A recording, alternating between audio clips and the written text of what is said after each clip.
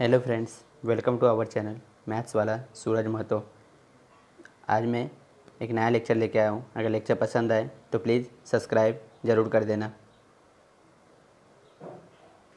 तो आज हम लोग पढ़ने वाले हैं 10th स्टैंडर्ड साइंस का पार्ट 1 से एक नया चैप्टर। आज हम लोग पढ़ने वाले हैं साइंस 10th स्टैंडर्ड साइंस का पार्ट 1 का एक नया चैप्टर, जो कि है पीरियोडिक क्लासिफिकेशन ऑफ एलिमेंट। जब हम लोग कुछ नया पढ़ते हैं तो हमारे माइंड में आता है कि इस चीज़ को क्यों पढ़ना है। जैसे कोई भी लेसन स्टार्ट होता है तो स्टूडेंट के माइंड में यही रहता है कि क्यों। खासकर अगर हम लोग पीरियोडिक टेबल की बात करें तो जैसे ही टीचर ये लेसन स्टार्ट करते हैं तो सारे स्टूडेंट के माइंड में यही आता है कि इतने सारे एलिमेंट्स के क्लासिफिकेशन हमको क्यों पढ़ने हैं। जब मैं स्टूडेंट था तो मुझे भी आता था, आई होप आपको भी आता होगा। तो इस डाउट को दूर करने के लिए मैं एक day to day life example लेता हूँ।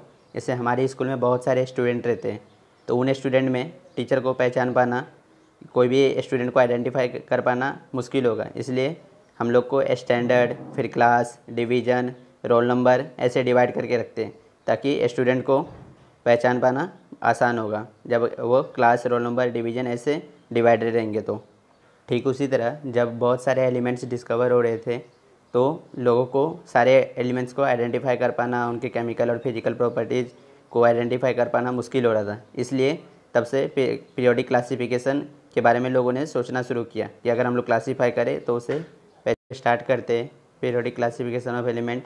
तो सबसे पहले हम लोग चैप्टर आउटलाइन मतलब क्या, जो हम लोग इसमें क्या क्या पढ़ने वाले उसके बारे में देखते हैं।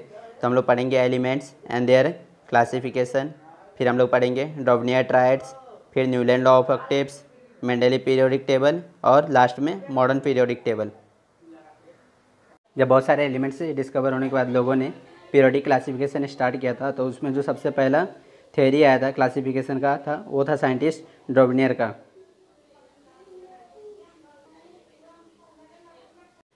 उनका जो थ्योरी था उसको हम लोग डॉबनियर ट्रायड्स के नाम से भी जानते हैं। तो उन्होंने क्या किया था वो हम लोग देखते हैं। In a year 1817 he arrange the element in a group of 3 element showing similar physical and chemical properties. मतलब उन्होंने तीन एलिमेंट्स के ग्रुप बनाए और जो कि तीनों एलिमेंट्स के फिजिकल और केमिकल प्रॉपर्टीज सेम ही थे, और उस ग्रुप का नाम दिया ट्रायड्स। और उन्होंने जो ग्रुप बनाया था वो उस वजह से बनाया था कि बढ़ते हुए एटॉमिक मास, मतलब he arrange the element in increasing order of atomic mass, मतलब बढ़ते जैसे जिसका एटॉमिक मास कम है वो पहला, फिर उससे बड़ा, फिर उससे बड़ा। और उसमें जो एक और ख़ासियत थी कि जो बीच वाला एलिमेंट था, मिडल एलिमेंट, वो अप्रॉक्सीमेटली इक्वल था बाकी दोनों के एटॉमिक मास के मीन से। तो क्या है अभी हम लोग वो देखते हैं। तो उनका जो पहला ट्रायड्स था उसमें थे कैल्शियम, स्ट्रोंशियम और बेरियम। तो कैल्शियम का एटॉमिक मास है 40, स्ट्रोंशियम का 87.5, बेरियम का 137। तो अगर हम लोग कैल्शियम और बेरियम का एटॉमिक मास का मीन निकाले यहाँ पे तो कितना आता है 88.5, जो कि अप्रॉक्सीमेटली 87.5 है। तो जो उन्होंने बोला था कि atomic mass of middle element is approximately mean of atomic mass of other 2 element, यहाँ पे फॉलो हो रहा है। अब इनका जो दूसरा ट्रायड्स का सेट था वो था लिथियम, सोडियम और पोटेशियम। तो लिथियम का एटॉमिक मास कितना है 7, सोडियम का 23 और पोटेशियम का 39। तो अगर हम लोग लिथियम और पोटेशियम का मीन निकालें एटॉमिक मास का तो हम लोग को 23 मिलता है, और सोडियम का एटॉमिक मास भी कितना होता है 23। तो यहाँ पे भी वो प्रॉपर्टी फॉलो हो रहा है। तो हम लोग यहाँ पे उसका थर्ड ट्रायड्स देख रहे हैं, जिसमें एलिमेंट है क्लोरीन, ब्रोमीन और आयोडीन। जिसमें क्लोरीन का एटॉमिक मास है 35, ब्रोमीन का 80 और आयोडीन का 127। तो अगर हम लोग क्लोरीन और आयोडीन के एटॉमिक मास का मीन निकाले तो वो आता है 81.2, जो कि ब्रोमीन के एटॉमिक मास के इक्वल है। तो जो बोला था डॉबनियर ने कि atomic mass of middle element was approximately mean of other 2, मतलब मिडल एलिमेंट का एटॉमिक मास बाकी दो एलिमेंट के मीन अप्रॉक्सीमेटली मीन है। जो उन्होंने बोला था कि atomic mass of middle element is approximately mean of other 2 element, तो सारे ग्रुप में फॉलो। तो कोई भी थ्योरी आती है तो उसके कुछ ना कुछ लिमिटेशंस होते ही हैं, तो उसके बाद फिर और थ्योरी आती है। तो ऐसे ही डॉबनियर ट्रायड्स के भी लिमिटेशंस थे।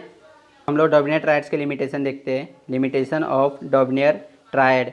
तो उनका जो मेन लिमिटेशन था कि वो जो ट्रायड्स बना रहे थे तीन एलिमेंट का, वो सिर्फ 3 ही ग्रुप बना पाए, जिसके बाद उनका ट्रायड्स नहीं बना। और उस टाइम पे तो बहुत सारे एलिमेंट डिस्कवर हो गए थे, तो इसलिए उनका जो डॉबनियर ट्रायड्स थ्योरी था वो फेल हो गया। और उसका फिर और भी क्लासिफिकेशन आए न्यूलैंड वगैरह के, वो हम लोग आगे देखते हैं। तो डॉबनेर के बाद जो अगले साइंटिस्ट जिन्होंने पीरियोडिक क्लासिफिकेशन दिया था वो थे जॉन न्यूलैंड।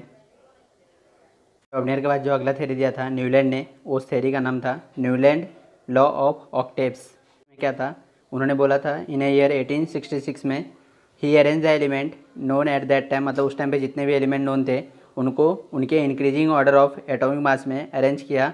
और उनको ऐसा मिला कि जो हर 8वां एलिमेंट था ना वो पहले की प्रॉपर्टी शो कर रहा था। ये उन्होंने काफ़ी, मतलब वो सारे गामा का जो सुर होता है ना, सारे गामा पा दा नी सा, तो कैसे 100 और 100 रिपीट होता है, ठीक उसी तरह से रिलेट किया था ऑक्टेव्स। इसलिए इस थ्योरी का नाम न्यूलैंड लॉ ऑफ ऑक्टेव्स भी रखा था उन्होंने, क्योंकि वो सारे गामा से रिलेट। तो हम लोग अभी न्यूलैंड लॉ ऑफ ऑक्टेव्स के एग्जांपल देख रहे हैं। देखिए थे hydrogen, lithium, beryllium, boron, carbon, nitrogen, oxygen, fluorine, sodium, magnesium, aluminium, silicon, phosphorus, sulphur, chlorine, potassium और कैल्शियम। तो इसमें जो था हर 8वां एलिमेंट पहले का प्रॉपर्टी शो कर रहा था। जैसे फ्लोरीन ये हाइड्रोजन का प्रॉपर्टी शो कर रहा था, सोडियम लिथियम का, मैग्नीशियम बेरिलियम का, एल्यूमिनियम बोरॉन का, सिलिकॉन कार्बन का और फॉस्फोरस नाइट्रोजन का, सल्फर ऑक्सीजन का। इसी का पोटेशियम सोडियम का और कैल्शियम मैग्नीशियम का प्रॉपर्टी फॉलो कर रहा था।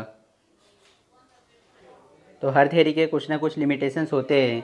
इसी तरह न्यूलैंड के थ्योरी के भी लिमिटेशन थे। न्यूलैंड लॉ ऑफ ऑक्टेव्स, जिसमें उनका पहला लिमिटेशन दिया है Newland could arrange 56 element only up to calcium in increasing order of atomic mass. मतलब न्यूलैंड जो increasing order of atomic mass के हिसाब से अरेंज कर रहा था, तो वो सिर्फ कैल्शियम तक ही मतलब अरेंज कर पाया, उसके आगे के एलिमेंट वो प्रॉपर्टी को फॉलो नहीं कर रहे थे। और जो उनका सेकेंड लिमिटेशन है, he place the metals cobalt and nickel away from them along with non metal oxygen and sulphur under the note TI। तो उन्होंने प्रॉपर्टी फॉलो करवाने के लिए कोबाल्ट और निकल को अलग कर दिया ऑक्सीजन और सल्फर, जिसके कारण